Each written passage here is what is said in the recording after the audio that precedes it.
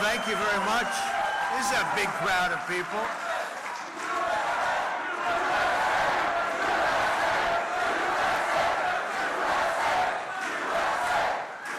Well, thank you very much, and I'm thrilled to be back with so many great American patriots, which is exactly what you are, who stand for our freedom, vote for our values, and pray to Almighty God.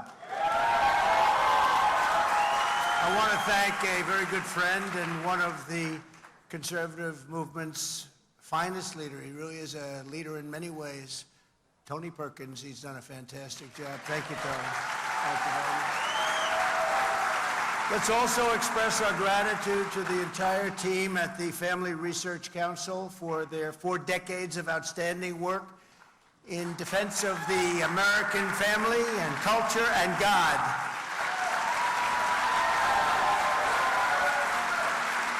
And thanks as well to Representatives Jim Banks. By the way, Jim is running for the Senate, as you know, from a great place, Indiana. And he's essentially, you have nobody, do you have anybody running? Where's Jim? I think he's not got anybody even wants to take him on. He's going to get it without a fight. Can you imagine? Where is Jim? Thank you, Jim. Thank you, Jim. He's unopposed. I haven't even heard about that for a long time, especially from Indiana. But he's fantastic. And Ronnie Jackson. Ronnie, would you stand up, please? Ronnie Jackson. He's a doctor. He's an admiral. And he's a congressman. Where's Ronnie? We love Ronnie.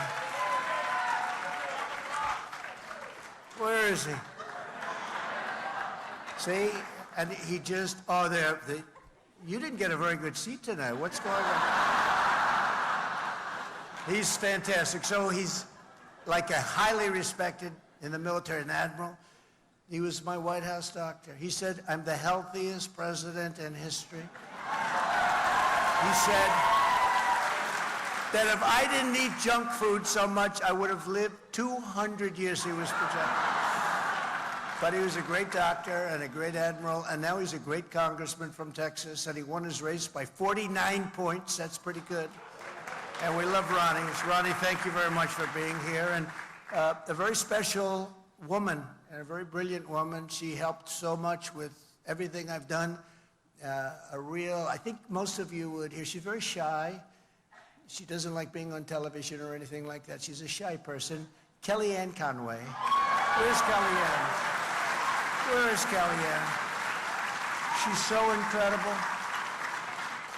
Thank you, Kellyanne. She's a great woman, actually. We had an incredible campaign. 2016, we had an incredible campaign in 2020. What the hell happened there? We got more votes than any sitting president in history. Can you imagine? More votes than any sitting president by close to 12 million. I was told if we got 63 million, which we got at 2016, you can't lose. It's just impossible. And we topped it by millions, but we're going to have the most successful election ever coming up, and we're going to do things nobody thought possible. Because 1 year from now, each of you will vote in the most important election of your lifetimes. Your most important. This is going to be the most important. This election will decide whether America will be ruled by Marxists, fascists, communist tyrants who want to smash the Judeo-Christian heritage, or whether America will be saved by God-fearing, freedom-loving patriots like all of the people in this room. And if we stand together in this fight, we're going to defeat crooked Joe Biden if he runs. Is he going to make it to the starting gate? Every time I watch him do so badly, I say, oh, this is not good. No, I want him to do much better than he's doing, because I don't know if he's going to make it. But we're going to take back our country, we're going to take back our culture, and we're going to make America great again, greater than ever before. And I come here tonight bearing a very simple message. No president has ever fought for Christians as hard as I have, and I will keep on fighting for Christians as hard as I can, for 4 more years in the White House, and we will do things that nobody has ever been able to do.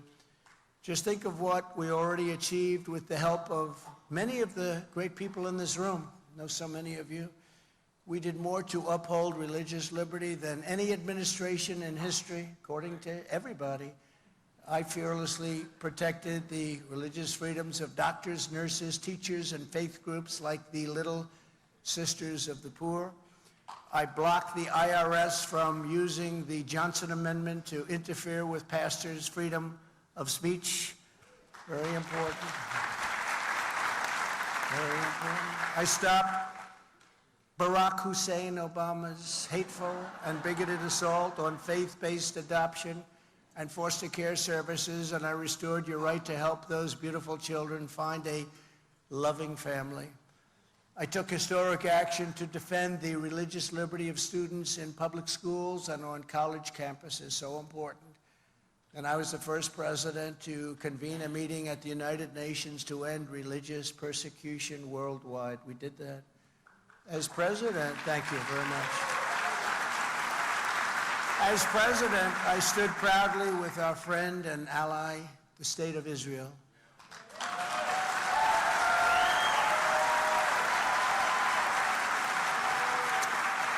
I kept my promise, recognized Israel's eternal capital, and opened the American embassy in Jerusalem.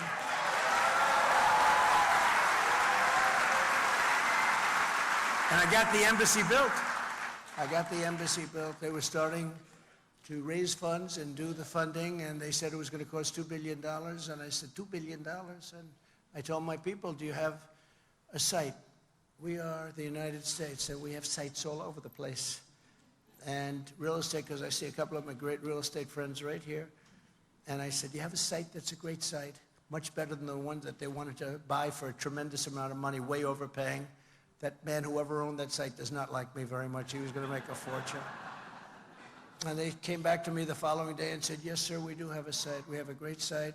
Is there a building on it? Yes, there is. It's abandoned, but it's a very strong building, structurally good.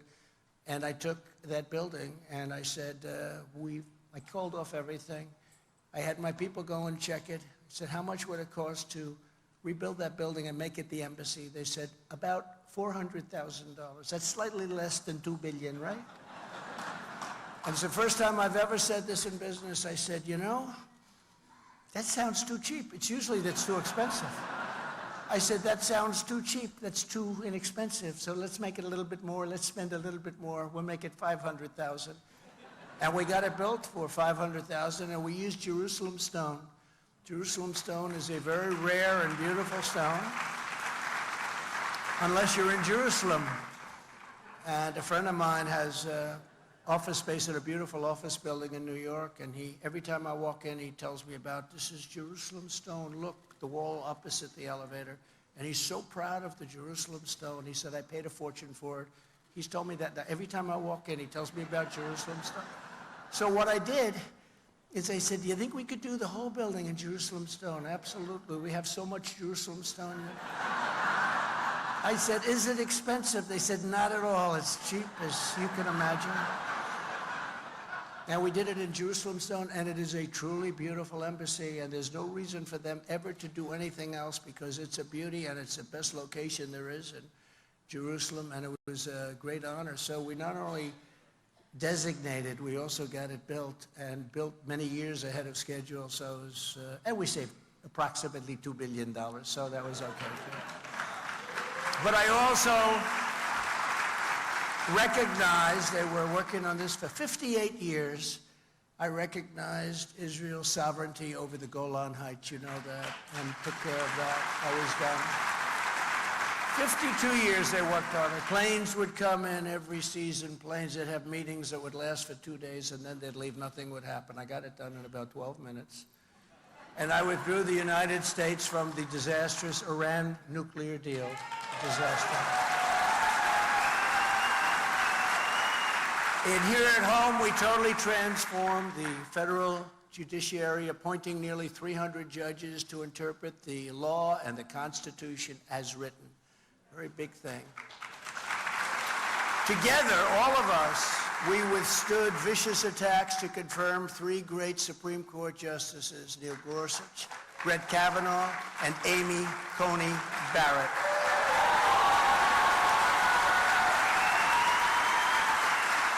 And I'm also very proud to be the most pro-life president in American history. Very proud.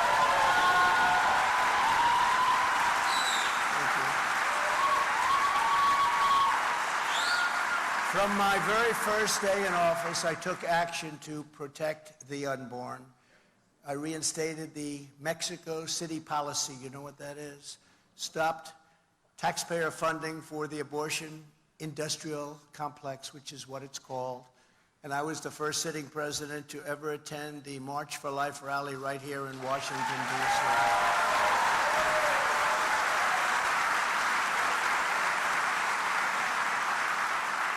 They all said they're going, but they never got there.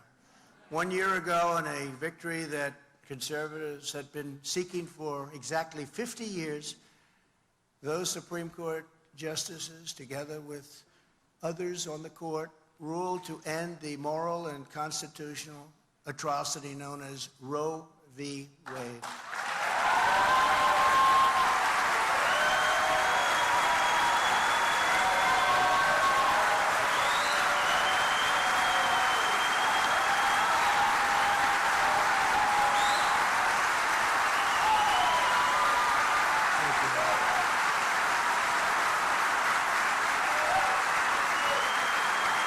Thank you very much.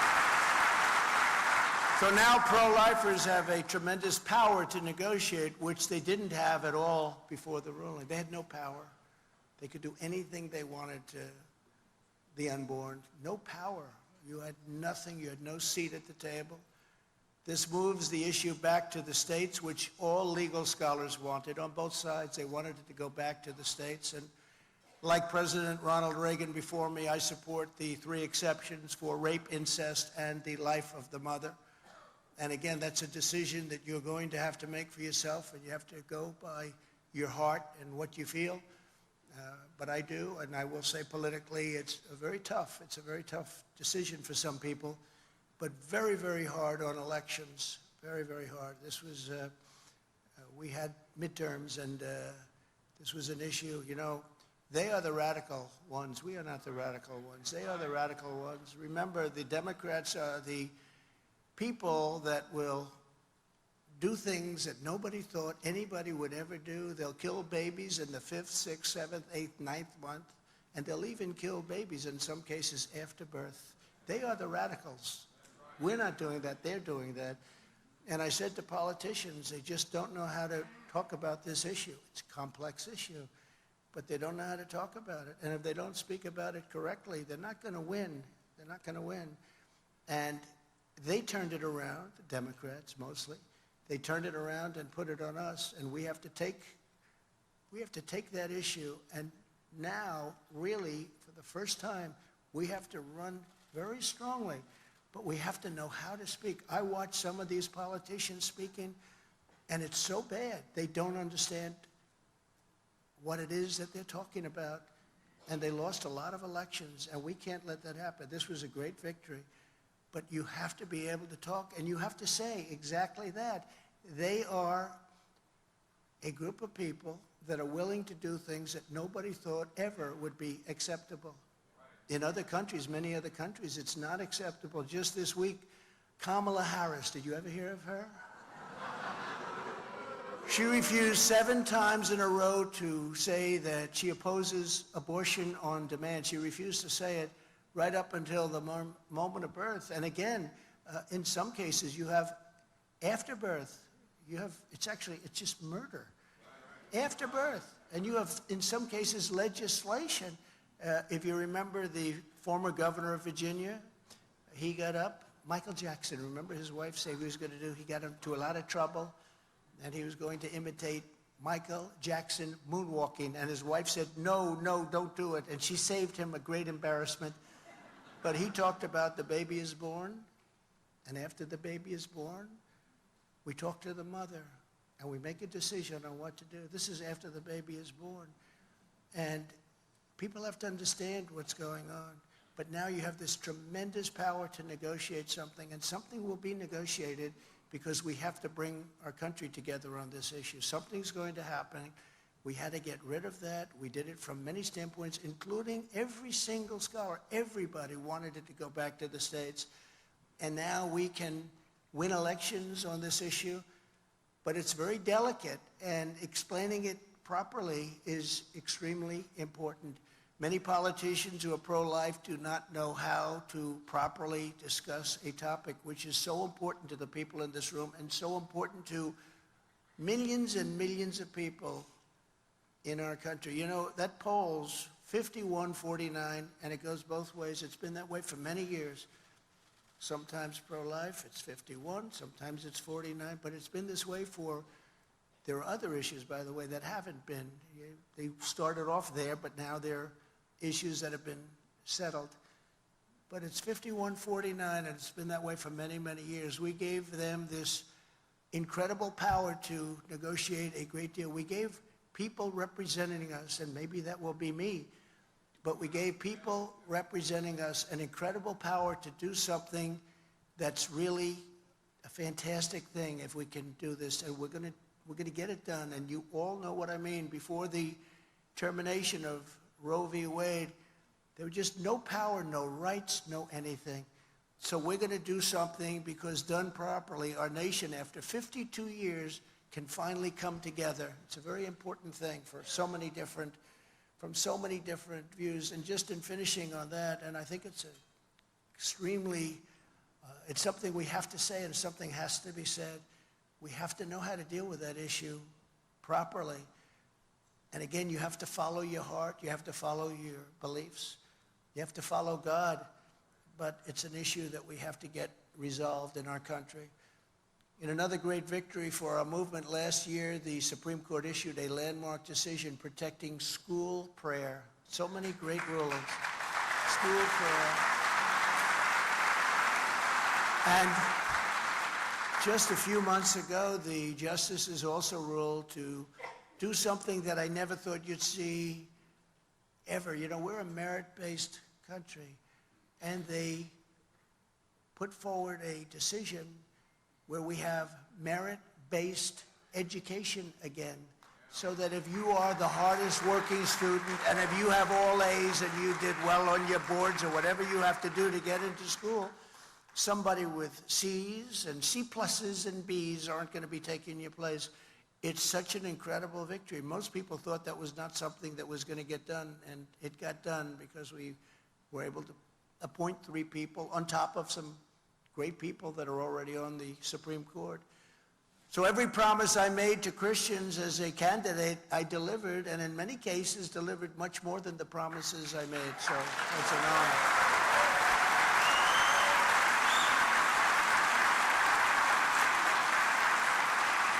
Through 4 magnificent years, I was proud to be your relentless champion for freedom, for life, for liberty, and for the great biblical traditions of Western civilization. And that's what it is. These are great, great traditions. I was honored to get up every single day and do battle on your behalf. Oh, I did battle. You probably read about some of those battles. I'm still doing battle, doing more battle than anybody even understands.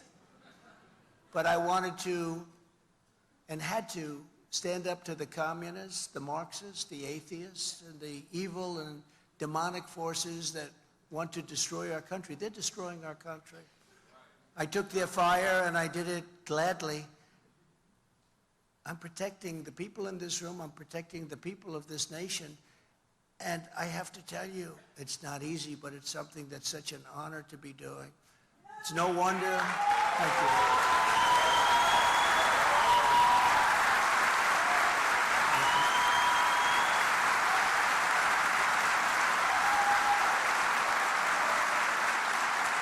It's no wonder that this very sinister opposition is now tearing down every law and institution to try and stop us from vanquishing them from power forever. As you know, crooked Joe Biden and the radical left thugs who have weaponized law enforcement to arrest their leading political opponent, and leading by a lot, including Obama. I'll tell you what, you take a look at Obama and a look at some of the things that he's done. This is the same thing. The country was very divided. And we did with Obama. We won an election that everyone said couldn't be won. We beat Hillary Clinton. Now, you know, I used to call her Crooked Hillary. I'd say Crooked Hillary, but I took that name away from her. That was a great day. About 2 months ago, I said, you know what?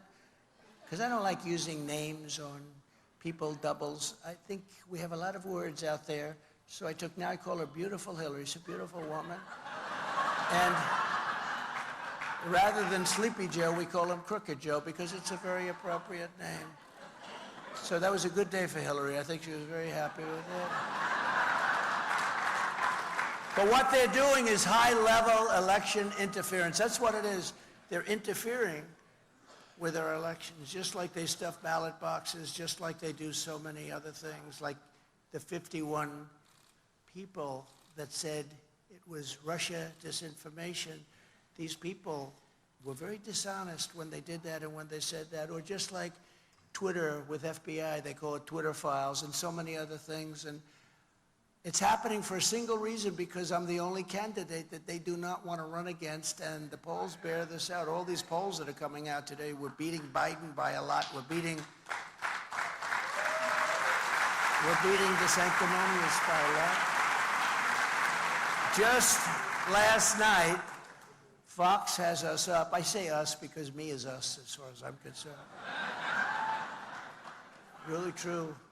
But Fox has us up by almost 50 points on DeSantis, and we're beating Biden by a lot. Ron DeSantis, I endorsed him. He only won because I endorsed him, and then he says, well, I have no comment as to whether or not I'm running. I said, did he say that? That means he's running. Let's go. Let's go get him. And he's fallen like a very badly injured bird from the sky. He's really been hit hard. Harvard-Harris just came out, and they have very similar results. We're leading by 57 points, 55 points, 50 points. We're leading in some by 65 points, leading by 65 points. Nobody's seen anything like it. And a lot of it, you know, I read where people love my policy, but they don't like me. I think they like me. What's not to like? Good job.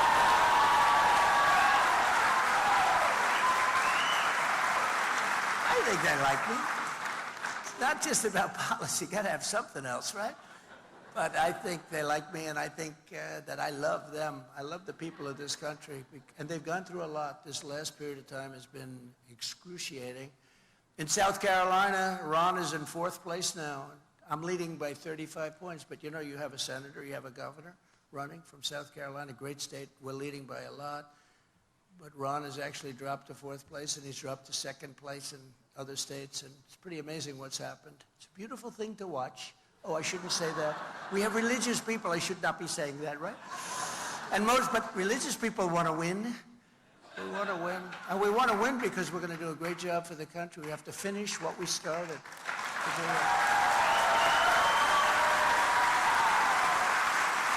But most importantly, in just about all of these polls, that we're beating Biden by a lot. And it was a big story today. A lot of great stories being written. And do you remember in 2016 and 2020, I talk about the polls, but only if I was doing well. If I was doing poorly, I wouldn't talk about it.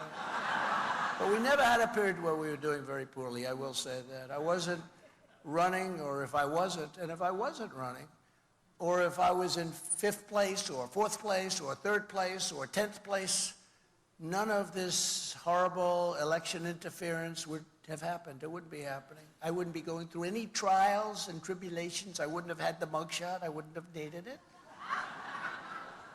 That shot has been something, hasn't it?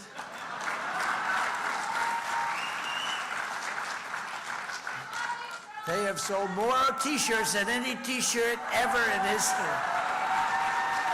They're all over the place. I see pictures of people that are walking the streets of New York. Even, I must say, some of the illegal immigrants that came in, they've got my mugshot on.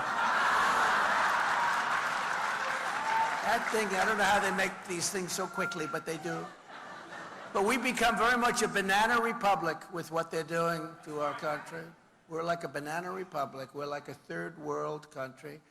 We did great in 2016 and we won. We did much better in 2020 than we did in 2016. And as I said, getting millions and millions more votes than any sitting president. And we are going to do better in 2024 than we've ever done. And I can tell you that there has never been spirit like this. We had unbelievable spirit in 2016. We had more spirit, even more spirit in 2020. We got many more votes, close to 12 million more votes. That's unheard of. You know, when you think that we set the all-time record for a sitting president. And they told me that two great pollsters, Fabrizio and McLaughlin, they told me that if you get 63 million, which is what I got in 2016, if you get that, there's no way you can lose. We got 12 million more and we lost. We didn't lose. It was a rigged election. It was a rigged election. So they rigged the presidential election in 2020, and we're not going to allow them to rig the presidential election in 2024. We're not going to allow it. Not going to allow it. We'll lose our country. We're not going to have a country. Every time the radical left Democrats, Marxists, communists, and fascists indict me, I consider it a great badge of honor because I am being indicted for you. Thanks a lot. I appreciate that. Our great First Lady who's watching. Look at all of the media back here, the fake news. But she's watching. She said, "You're taking a lot of bullets." I said, "That's okay. We're doing it for a great country. We can't lose our country. We're close to losing our country." As an example, today, we had this prosecutor, deranged Jack Smith. Has anyone ever heard of him? I wonder what his name used to be. Jack Smith. Sounds so nice, doesn't it? He's a deranged individual, and he wants to take away my First Amendment rights. They went to court to get an order that I can't speak. Now, you got to understand, I'm the leading candidate by 50 points, and I'm leading Biden by a lot. And they want to see if they can silence me. So the media, the fake news, will ask me a question. I'm sorry, I won't be able to answer that. How do you think we do in that election? So we're going to have a little bit of a fun with that, I think, because that's a tough one. Can you imagine? So we have somebody weaponizing. We have this incompetent president put somebody in to essentially rig the election just like they did before. And what this does, it sets a tremendously bad precedent because you look at what's happened with this. Now, if I win, and let's say somebody comes along on the Democrat side and they're looking very strong, I can call my attorney general, I guess. Am I allowed to call him and say, you have to indict him on something. Just find anything. You can indict him for anything you want. Just indict him. And then, for the most part, when you get indicted, you know what you do? Ladies and gentlemen, I have decided to leave office immediately, et cetera, et cetera. I will be spending more time with my family. Do you ever hear that speech? Like hundreds of times. I'm the only one that ever got indicted where my poll numbers went through the roof. What the hell is going on? I'm the only one. It's never happened before. Never happened before. But they want to take away our First Amendment rights. That's going to be an interesting one. But never forget, our enemies want to stop us because we are the only ones, and they know this, that can stop them. They want to take away my freedom because I will never let them take away your freedom. That's what they're doing. They want to silence me because I will never let them silence you. It's the way it works. And in the end, they're not after me, they're after you, and I just happen to be standing in their way. I'm in their way. You can tell that pretty easily. The truth is the radical left is coming after all of us because they know that our allegiance is not to them. Our allegiance is to our country and to our Creator. And they know that, and we know that. As many of you have heard 2 weeks ago in an outrageous attack on Christians everywhere, the Stalinists and the Biden administration. And I'm not sure it's him because I don't think he knows where the hell he is. It's the people that surround him. They're smart, and they're vicious, and they're sick. But I'm not even sure it's him. And I don't know if he gets to the gate. I don't know if he's going to get to the starting gate. But these Marxists and Stalinists and the administration got a Washington, D.C. jury to convict 5 pro-life activists who are now facing up to 11 years in prison for simple acts of protest. You read all about it, you hear all about it, and you talk all about it. Under Biden, others are being sentenced to 10, 15, and even 20 years in prison for retribution for their political beliefs, while Antifa and other groups burned down cities like Portland, like Minneapolis. They went into Seattle. What they did in Seattle was they basically took over a big percentage of the city. They kill people, they loot, they plunder, and they go free. The political repression is immoral, and it's very, very un-American, and it's very dangerous for them to be playing that game. To reverse these cruel travesties of justice, tonight I'm announcing that the moment I win the election, I will appoint a special task force to rapidly review the cases of every political prisoner who's been unjustly persecuted by the Biden administration.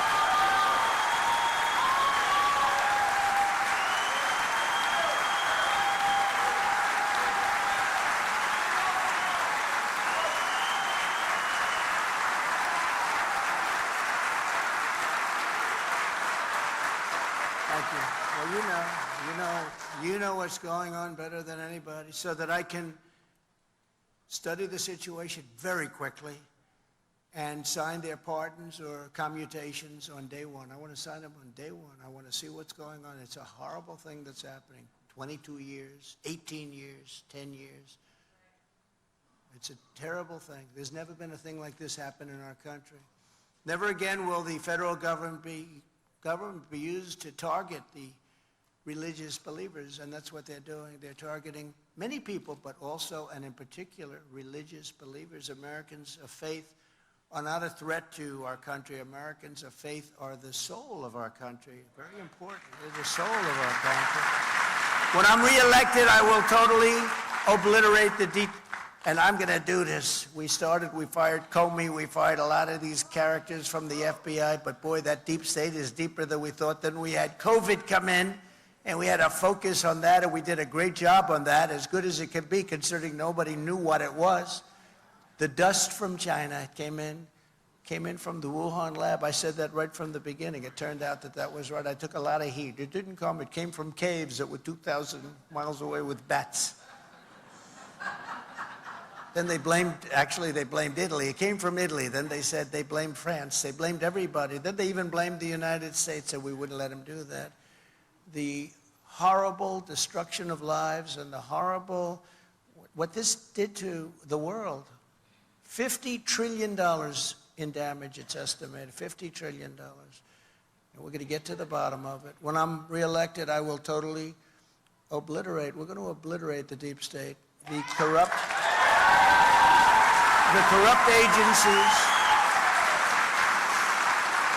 The corrupt agencies will be defunded, the domestic spying will be halted, the real criminals will be investigated, and the rogue bureaucrats will be escorted right out of these beautiful federal buildings that we own all over the place.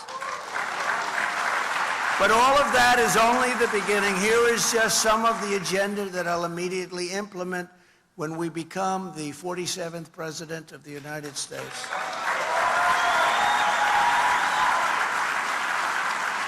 And by the way, bad things happened with the election, but if we win, and I have to say if, I don't want to say when, because they can cheat. If everything's straight, 100%, but they're very, very good at cheating. If we win, this will be the biggest political victory by far in the history of our country, and better than doing it the more traditional way, because they have shown how bad they are. They have shown what a horrible job they did, whether it was in Afghanistan, the way they withdrew, the most embarrassing moment in the history of our country, or inflation, or the economy, or you can name everything. The woke military, we have a great military, but they're trying to make it woke and destroy it. So many different things. And because of that, I believe that's the reason that we're so popular right now. They like us, they like me, but they really also cannot stand what's happening to our country, what these people are allowing, when millions and millions of people are being allowed to come into our country from prisons and from mental institutions, insane asylums, and terrorists are coming into our country. Human traffickers are coming into our country. Millions and millions of people, we have no idea who they are. Before I even arrive at the Oval Office, shortly after I win the presidency, I will have the horrible war between Russia and Ukraine settled. I'll get that settled. I know them both very well. It'll be done very quickly. And that war would have never happened had the election not been rigged. That war, all of those thousands, hundreds of thousands of people, that'll be one of the horrible things that you'll be learning. The number of people being killed in that war, far greater than what you read. When a city's bombed and buildings are collapsing all over the city, they're collapsing. And then they say 2 people were slightly injured today. No. Thousands of people were killed. The numbers are much worse than anybody has any idea. I'll get it settled immediately. I know them both very well. I will get it settled immediately. It would have never happened had the election been what it should have been.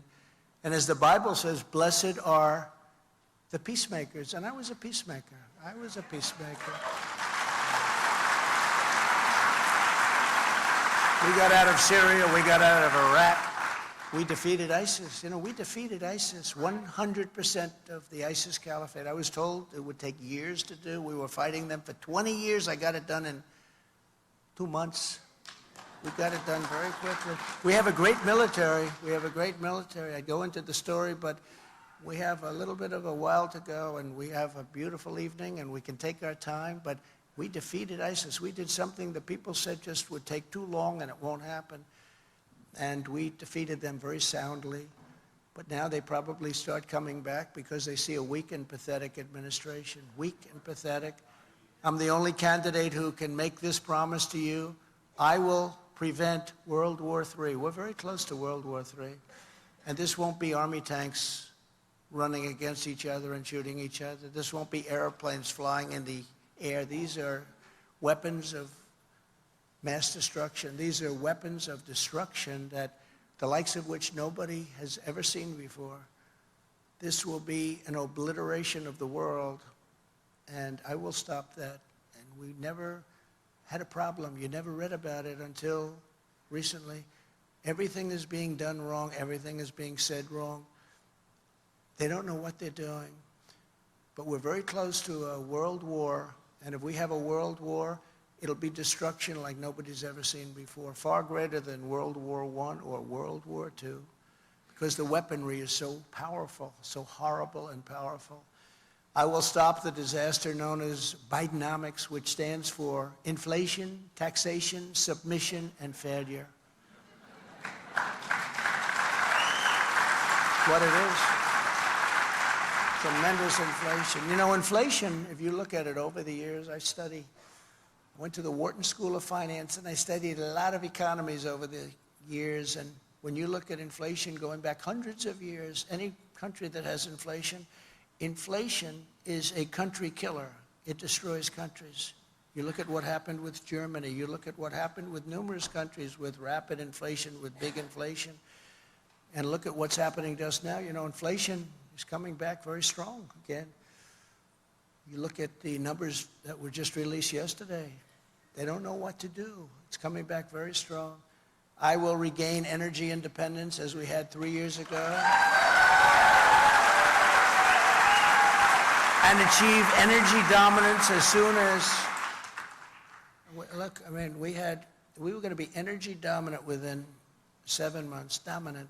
We had total energy independence. We were only taking our energy. I was filling up the national reserves, got it full. Then he starts taking it. Now it's at the lowest level it's ever been because he wanted to get it for automobiles so that people would get a little bit cheaper gas so they could try and win an election. That's not what the purpose of that is for war. purpose for war, and it's almost down, it's almost dry right now. It's never been at a level like this. We'll take care of that, but we will, we were ready to make so much, and we were going to supply oil and gas to Europe at levels like nobody has ever done.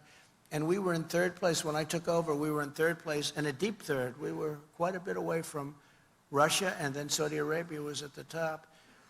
And the day that I left, we were substantially more than Saudi Arabia, and we would have been substantially more than that. We have more than anybody else. We have more liquid gold, beautiful term, because that's what it is, it's gold.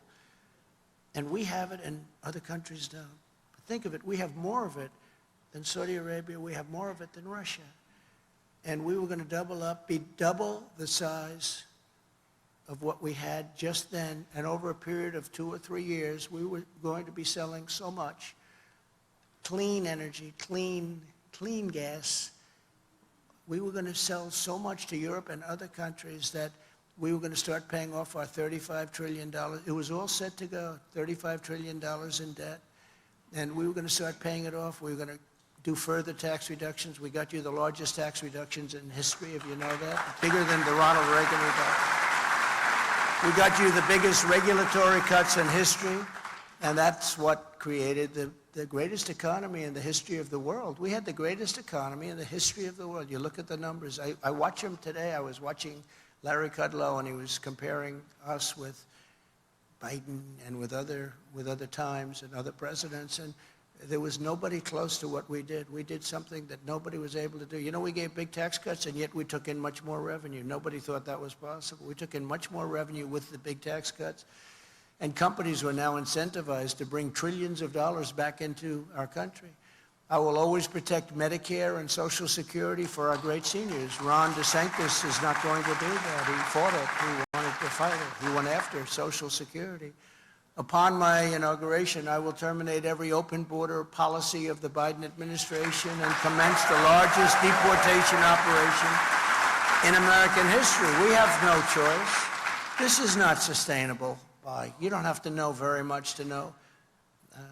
I looked at Tucson, Arizona today. Did you see that? Thousands and thousands of people all over.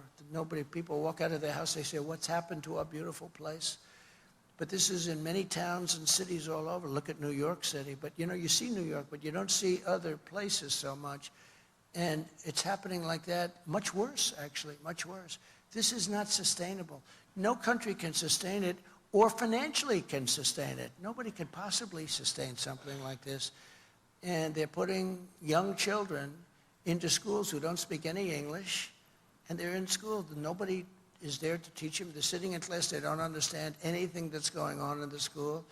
It's a horrible situation, and it would have never happened, and it should. We had the strongest border in history. Now we have the worst border in the history of the world. There's never been a third world country that had a border like this, ever. There's never been anything like it. We built nearly 500 miles of border wall. They like to say we built 57 miles. No, we built over 500. In fact, if you look at the various government statistics, we did a great job. And I had to fight Paul Ryan. I call him Paul Rhino. But I had to fight Paul Rhino, and I had to fight Mitch McConnell, another beauty. And I ended up taking the money out of the military. I said, it's an invasion, I'm sorry. And we built 500 miles of wall, which is what it is. It's an invasion. And then was ready to do another. We had already the wall built, and we were going to add another 200. I wanted to do 5. We did 5. I was going to add another 200. We built it. It was all set. All we had to do was erect it. Very simple. Could have been done in 3 to 4 weeks. And then we had the election situation, and they took over. And they actually took it away and put it in faraway places. And Texas wanted to buy it and put it up, and they wouldn't sell it to them. And Arizona wanted to buy it and put it up, and they wouldn't sell it to them. But we got Mexico to give us 28,000 soldiers free of charge. That was an amazing thing. I went to the State Department. I said, Mexico has to do this. They have to do this. And they said, they'll never do it, sir. I said, yes, they will, 100%. And we had a little negotiation with Mexico. And I said to them, listen, if you don't do it. They said, no, we're not going to do it under any circumstances. And I happen to like the president of Mexico, even though he's a socialist, but you can't have everything, right? I like him. He's a good man, but he's a little different than my way of thinking. And I said, no, you're going to do it. And I met with their top representative, and he sort of laughed at me when I said, you're going to give us 28,000 soldiers free of charge. And he said, no, we're not going to do that. I said, here's the story. I have in front of me a piece of paper, and the paper says very strongly that on Monday morning at 7 o'clock, you're going to be charged 25% tariffs on all of the cars that you're sending into the United States. You know, they took 32% of our automobile business prior to us getting there, 32%. They send millions of cars in. They said, we're going to tax you 25% and 25% on every other product you sell into the United States. And he said, sir, do you mind if I make a phone call? It'll just take a minute. And he came back 5 minutes later, and he said, sir, we'd be honored to let you have 28,000. It was rather amazing. Rather amazing. And the woman in the State Department, who's actually a very good woman, she has never won any of these things, but she was a good woman. She said, I've never seen anything like that in my life. But we also got remain in Mexico. That means they stay in Mexico. They don't come in, they stay in Mexico. And Biden ended that. And that was not easy to get. And in fact, they went to a judge to have it terminated. And the judge said, you can't do this. You'll destroy our country. He let it stay. He wouldn't do it. But it terminated in 6 months, and it should have never been done. And deported illegal aliens by the tens of thousands. We had MS-13, the meanest gang. They killed 2 young girls with knives, walking to school in Long Island. They killed them with knives. They carved them up because shooting is too quick. They loved using knives. They're sick. And by the way, we have people in ICE and Border Patrol. They're unbelievable. They're patriots. They're incredible. If we didn't have them, this country would be overrun. They don't get enough credit. And they'll run into a nest of, they call them a nest, and they'll run, and you'll see those fists. And I have a lot of friends that are in these front rows, and some of them are tough, but they don't want this job. This is not for them, I will tell you. But these guys are tough and smart and incredible patriots, and it's a very dangerous living, but they do an incredible job. We took them out by the thousands and thousands. And you know, when I first came, I said, no, we have to bring them back to their country of origin. And they said, sir, they won't accept them. Under President Obama, they wouldn't accept them. They would actually put airplanes on the runway so you couldn't land the plane loaded up with gang members and very bad people. Prisoners came into our country. And I said, how much money do we give these countries? Sir, $750 million a year. That's a lot. They said $750 million. All right, ended immediately. And the next morning, all 3 called me up separately. Sir, there seems to be a miscommunication. What's the problem? I said, you're not taking back your people that came illegally into our country. We want you to take them back. Sir, we would be honored to take them back. We would love to have MS-13 back in our country, sir. Sir, when will the payments start? It's amazing. I mean, we just don't use the powers that we have. We have tremendous economic powers that we don't use. That includes with China. We took in more money with China than anybody. Nobody has ever even come close. We took in hundreds of billions of dollars with China. They were dumping steel, ruining our steel industry. They were doing things that we shouldn't have done. And I put tariffs of 25 and 50% on them, different products coming in. And we took in hundreds of billions of dollars. And those tariffs are still on, you know. Biden doesn't have the courage. There's so much money coming in, and he shouldn't. I guess they're probably trying to end it, but they're not able to because it's just so powerful, so much, hundreds of billions of dollars. No other president took in 10 cents from China. But I will also use Title 42 to end the child trafficking crisis by returning all trafficked children to their families in their home countries immediately. And as Jim Caviezel, who's a great guy, you know who he is? The movie Sound of Freedom, he said, God's children are not for sale. Very simple. On day 1, I will sign a new executive order to cut federal funding for any school pushing critical race theory, transgender insanity, and other inappropriate racial, sexual, or political content on our children. Be easy to do. Be easy to do. I will insist on the right of every parent to send their child to the public, private, charter, or religious school of their choice. I will close immediately the Department of Education, and we will move everything back to the states where our children can be individualized in education. And it'll be done with great love for our children. States will do it much better. You know, we're at the end of every list. I don't know if you see this. They have the top 40 nations. We're always at the end. We spend more money per pupil by double and triple of any other nation. And yet we're at the bottom. We will end this horrible Department of Education. We'll keep a few people there just to make sure they're guaranteeing they're going to teach English, just in case we have some rebels. But we're not going to have very much. You'll be able to fit on the stage, I think, the number of people we have. They have office buildings all over Washington, Department of Education. It's ridiculous. And look at the way we're rated. We're rated among the worst. We will have great schools that lead to great jobs and ultimately to great lives. And I will not give 1 penny to any school that has a vaccine mandate or a mask mandate.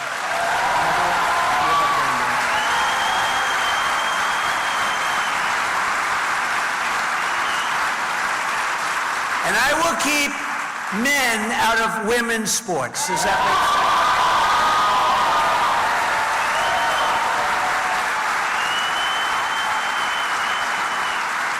You know, last week they had a weightlifting contest, and a young woman was fantastic. She was a champion, and the record stood for about 18 years.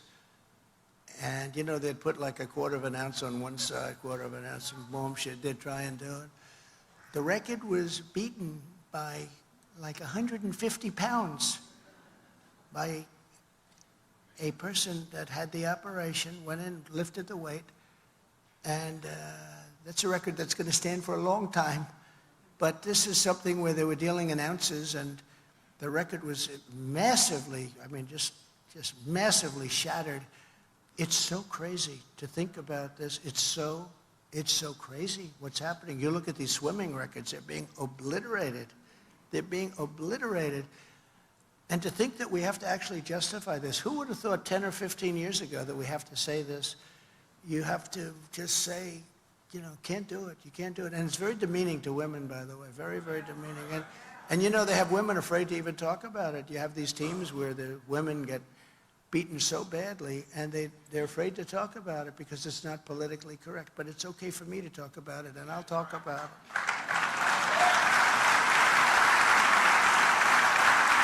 And another thing, and probably number one on my list, who would believe that I have to say that I will sign a law prohibiting child sexual mutilation? Think of it, sexual mutilation in all 50 states.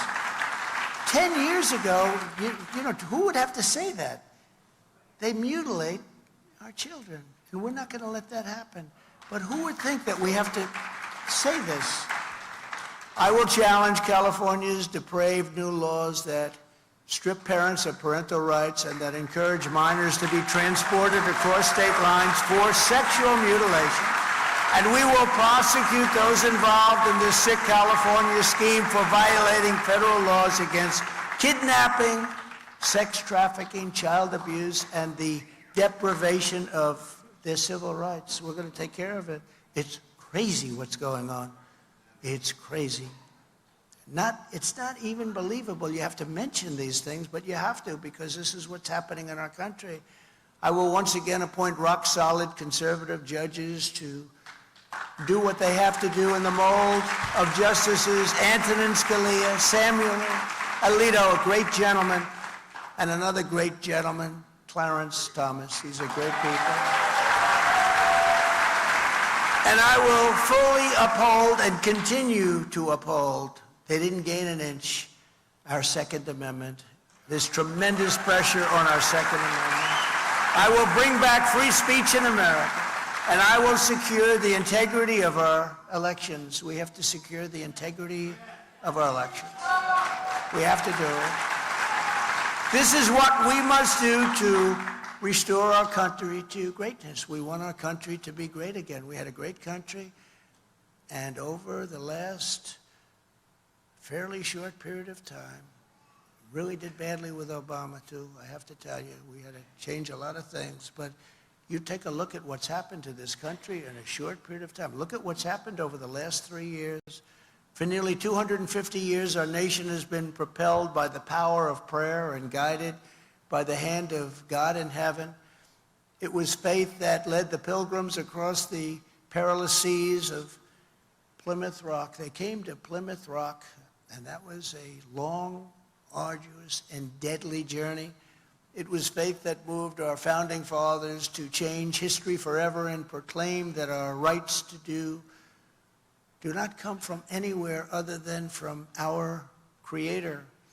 And it was unflinching faith that inspired generations of pastors and patriots, chaplains and soldiers, farmers, workers, laborers and pioneers to make America the greatest country in the history of the world.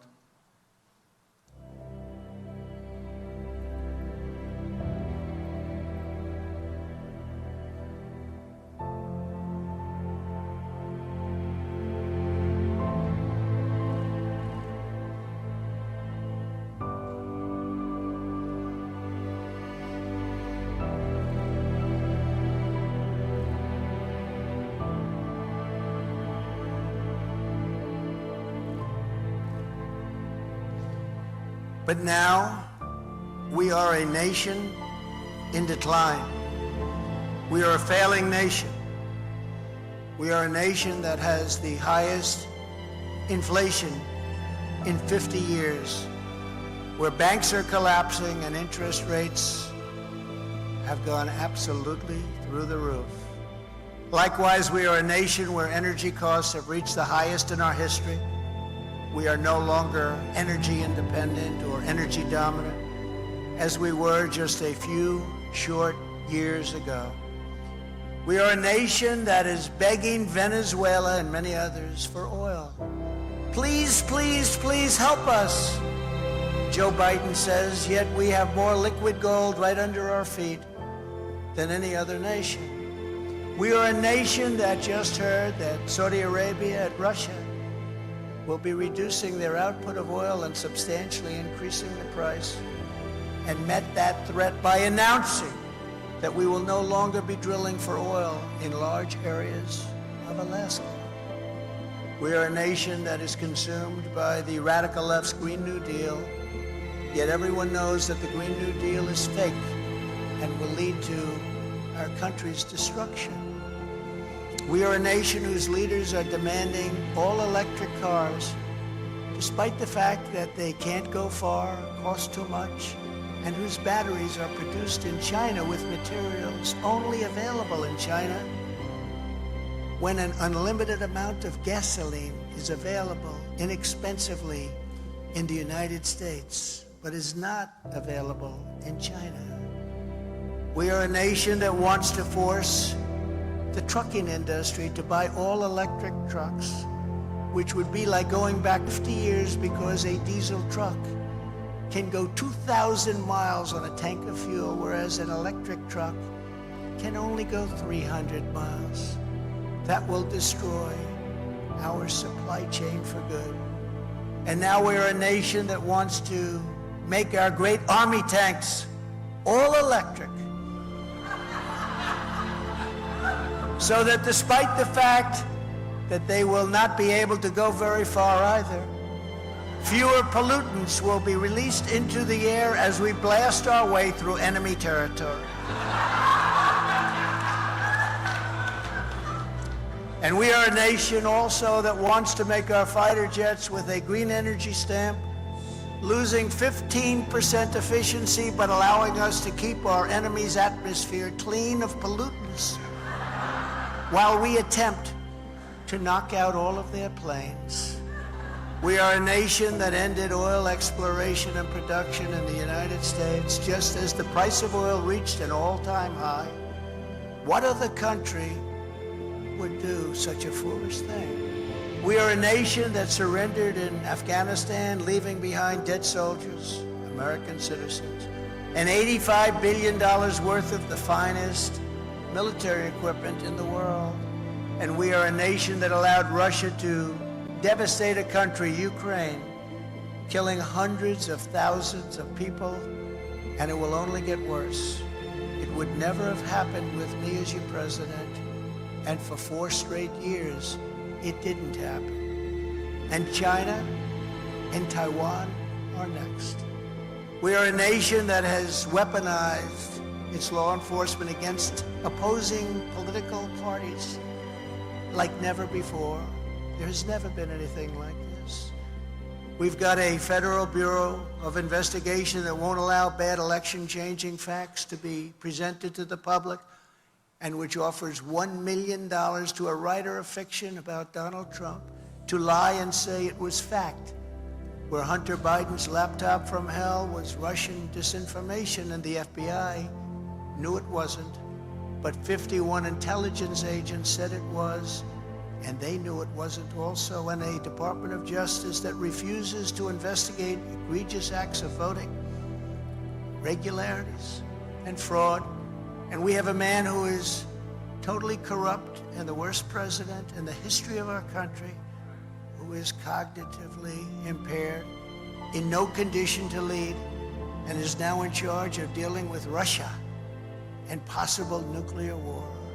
Just think of it. We would be in World War II very quickly if we're going to be relying on this man, and far more devastating than any war. There will never be a war. If that happens, there will never be a war like this. It will obliterate everything there is, everybody. It will obliterate every country. We are a nation that no longer has a free and fair press.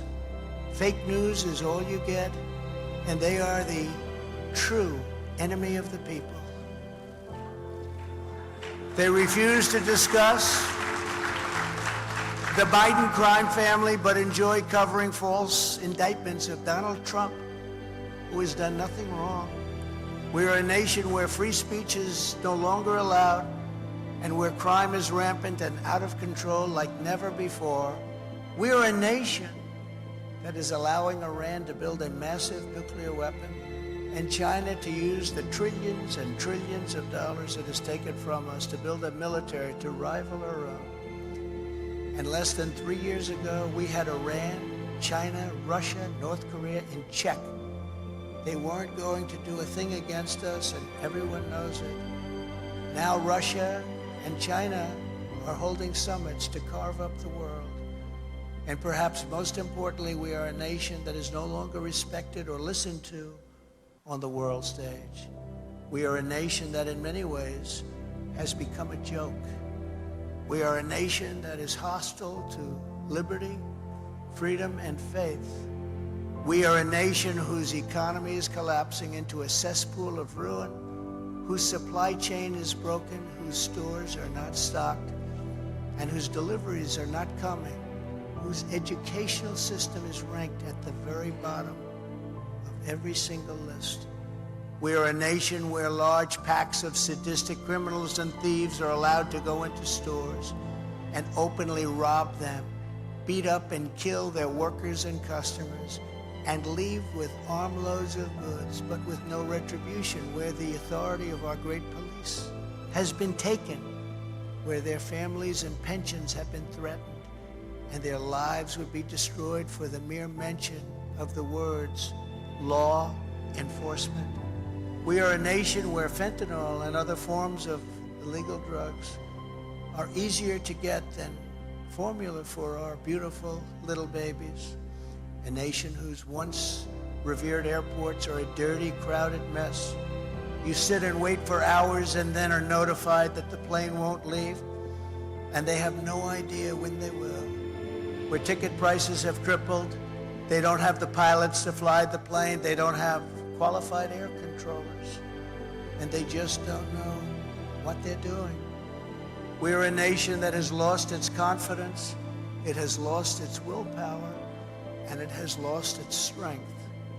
We are a nation that, quite frankly, has lost its way.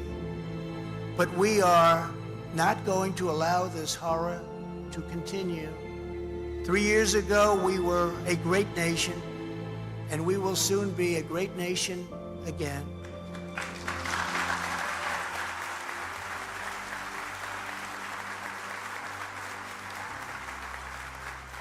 It was God-fearing patriots like you who built this country, and it is God-fearing patriots like you who are going to save our country.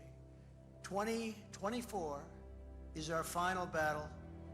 With your support in this election, we are going to finish what we started. With you at my side, we will demolish the deep state. We will drive out the globalists. We will cast out the communists. We will throw off the sick political class that hates our country. We will rout the fake news media, and we will drain the swamp once and for all.